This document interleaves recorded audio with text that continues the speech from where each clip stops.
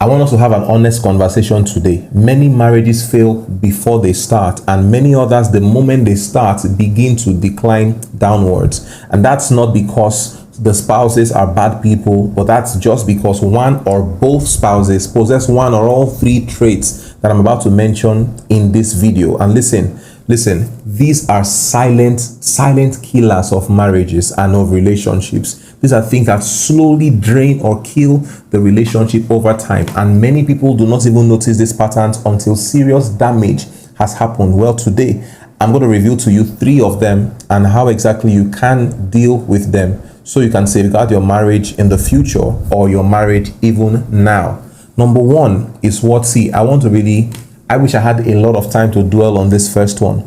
The first thing I want to speak about is unhealed upbringing and negative patterns. Many people enter marriages with love in their heart, but a bag of patterns and unhealthy behavior in their archive or arsenal. That's what they bring into marriage. Listen, the way you grow up affects your communication, your conflict resolution, affects your emotional expressions, affects even your anger, affects your communication. And you might not realize, listen, if you grew up around constant shouting, around emotional manipulation, around toxic, consistent conflict, around silence, around emotional neglect, you might not realize, you might have slowly imbibed those culture.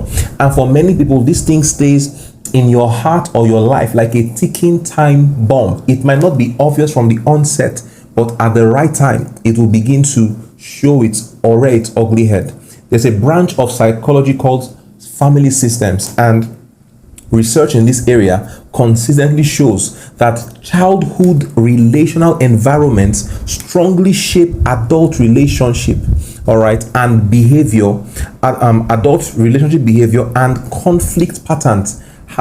What we're saying here is simple. How you grew up has shaped you into the man or woman that you become today. And there is strong research to prove this. Let me give you a practical example.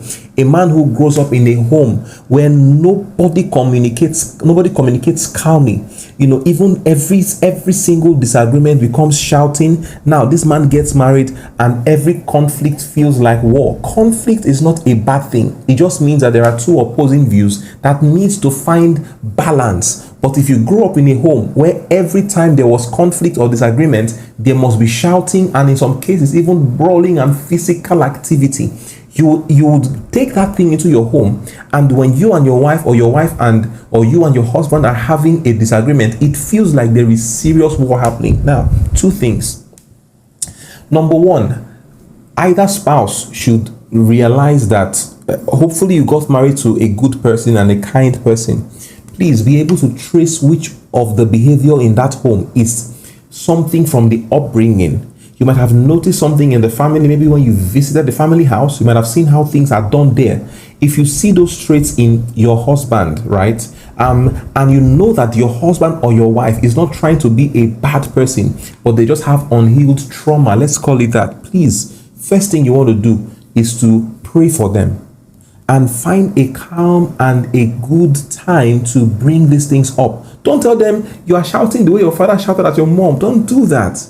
Mention first of all how this thing makes you feel and how you would love for you guys to go on a journey and work on these things together, and suggest ways. More importantly, pray for your partner. All right. Many people are not responding from maturity. They are responding from memory. Mental models have been built in their minds or their heads, and it has shaped them into the person, man or woman that they are right now. But I know that with the power of God, with the force of love, with affection and constant communication, these things can break. The second thing I'm going to mention is unhealed baggage from past relationship. Make sure you are not getting into your marriage or relationship with the experiences of your past relationship. You see, that's part of why we call our exes X.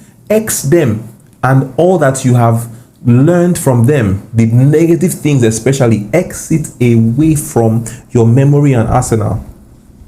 Some people leave relationships physically, but never leave relationships emotionally. Past heartbreak can create trust issues, create fear of vulnerability. Let me mention one that is very sensitive. Can create sexual confusion, create insecurity and defensive behavior.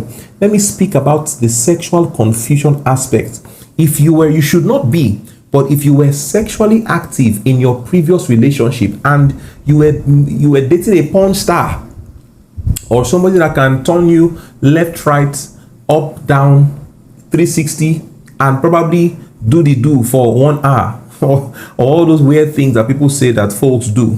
All right, you now get into a marriage with a man that has no prior sexual experience, and you are now dissatisfied in your marriage because you think, or because an expectation has been built in your mind that sex should involve you being the guy will hold your leg, fling you left, right, throw you up, down, turn you upside down, tie one leg to the fan, the other one to the bedside cupboard or drawer.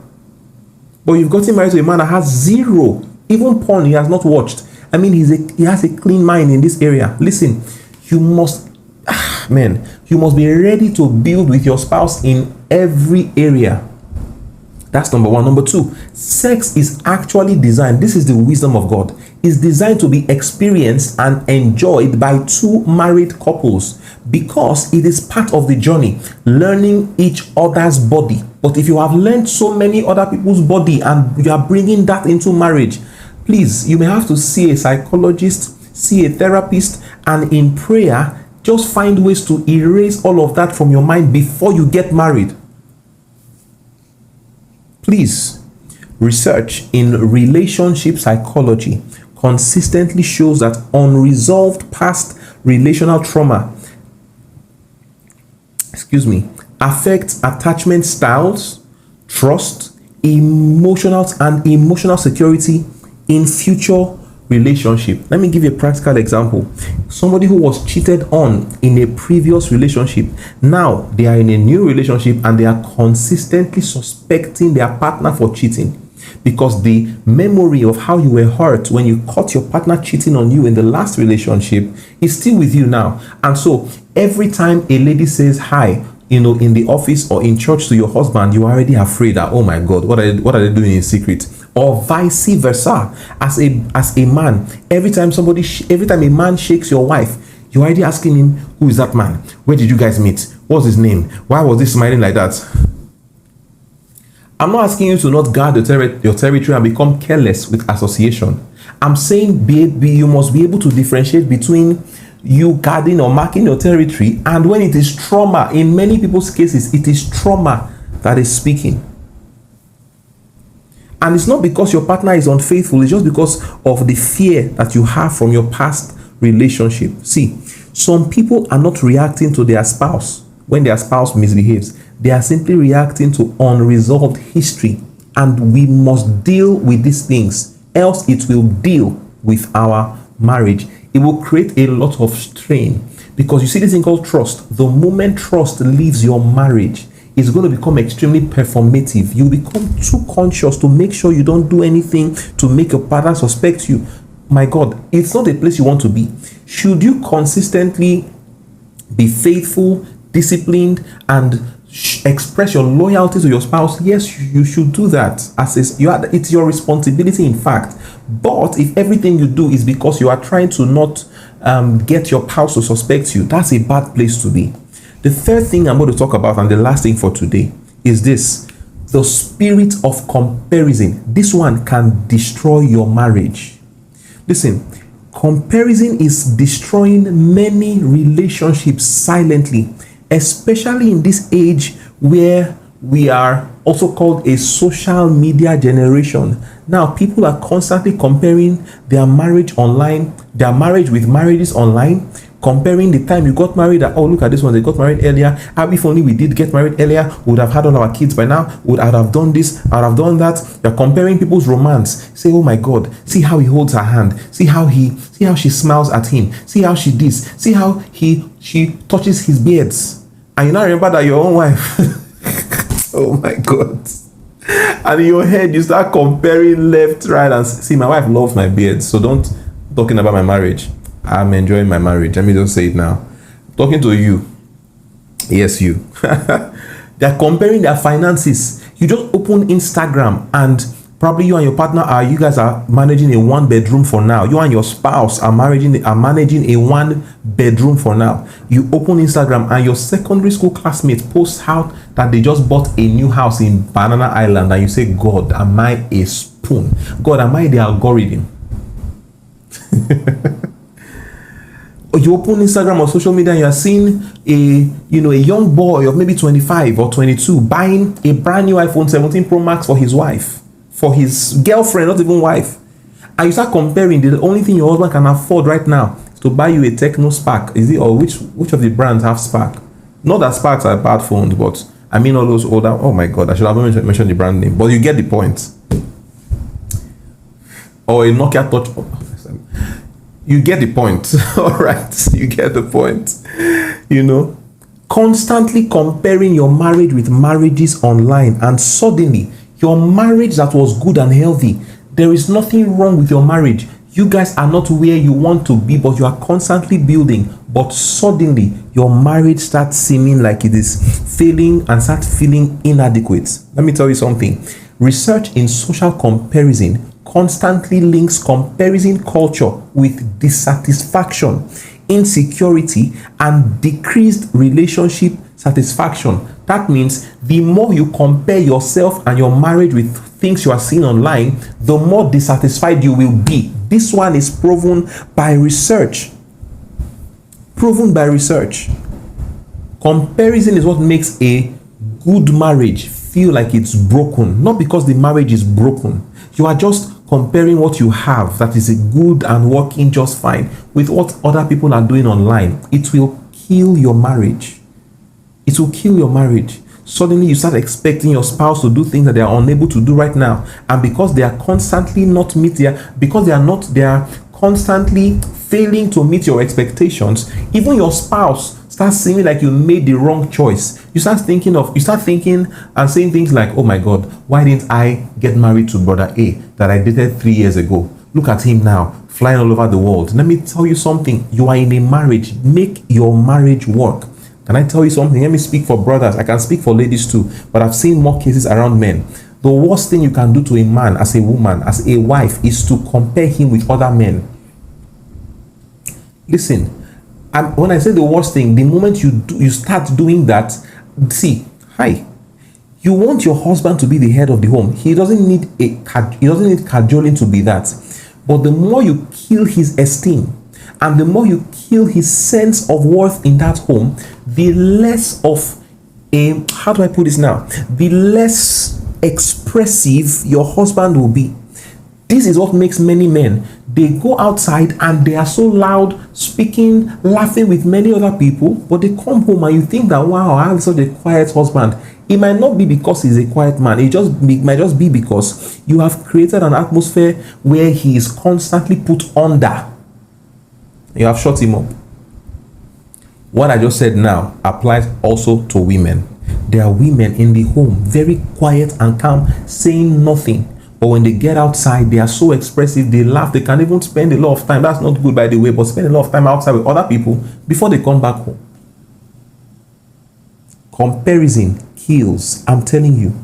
Thank God that you dated brother Ifeanyi and he was a billionaire. Now you are married to brother Kunle. Kunle is not a billionaire. He's not even yet a millionaire. But Kunle is working hard, loving you, loving God, disciplined and diligent, trying to make a living and something for the family every single day. Love that man. Build with that man.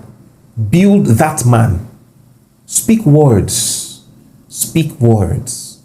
And let him see your support. See, let him know. I don't know who I'm talking to. But let him know beyond all reasonable doubt that, number one, you have chosen him. Let every other let every other ex go to hell. Let them ex to hell if they want to. I've chosen you, brother Silas. Let every other woman that you have ever dated, let them go wherever they want to hell, to Kuwait, to Antarctica. But you see, you, Sister Lovett, Sister Dorcas, I've chosen you. You and you alone. Never compare. Kill comparison in your marriage.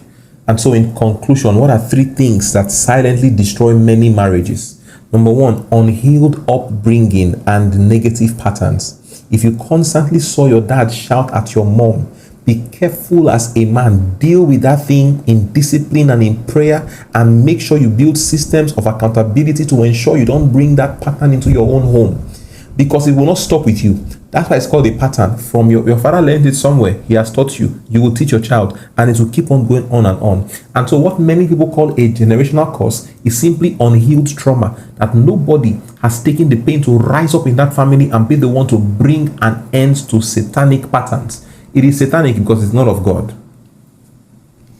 Number two is unhealed baggage from past relationships. I know you were dating a star before. Now you are not dating a star. Build with him. Learn each other's body afresh and enjoy each other as it pleases the Lord. And number three, the spirit of comparison. See, marriage is not just about love.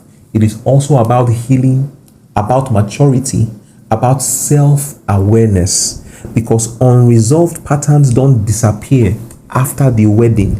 They usually become louder. So we will teach you about red flags before you get married. Now that you're married, we'll teach you about how to heal from trauma and make sure that those things are not what will bring an end to your marriage. Some people prepare for marriage externally, but you have to heal internally. Did you hear what I said? Thank God for the wedding dresses. It might cover your body, it will not cover your wounds. Thank God for the suits and perfume. It can cover your body, it will not cover the wounds in your soul and the trauma that you have carried from the past. I pray for every one of you. The Lord himself will open your eyes to see the areas that you need to work on.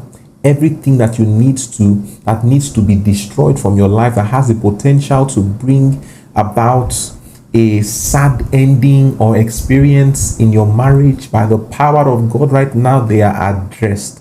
And in the name of Jesus, the Lord helps you to locate and know each and every one of them, and he gives you the wisdom, the discipline, and the spiritual strategy to deal with them in your life and in your marriage. Your marriage will work. My marriage will work. In the name of Jesus. Say loud amen in the comment section, and I'll see you in the next video. Please don't forget to like, subscribe, share this with people. Listen, like I said, this video is more for people who are not yet married. These are things to deal with before you get married, and also for people who are married to know that the cause of your constant conflict might not be because your spouse is a bad person. There are just things you guys need to open your eyes to deal with. All right, share with your friends, your family. More importantly, like, I think we just crossed 21k subscribers. That's great news. Let's push this channel to 50k, to 100k, and keep on reaching as many people as we can reach with the gospel of Jesus. I'll see you in the next video. God bless you.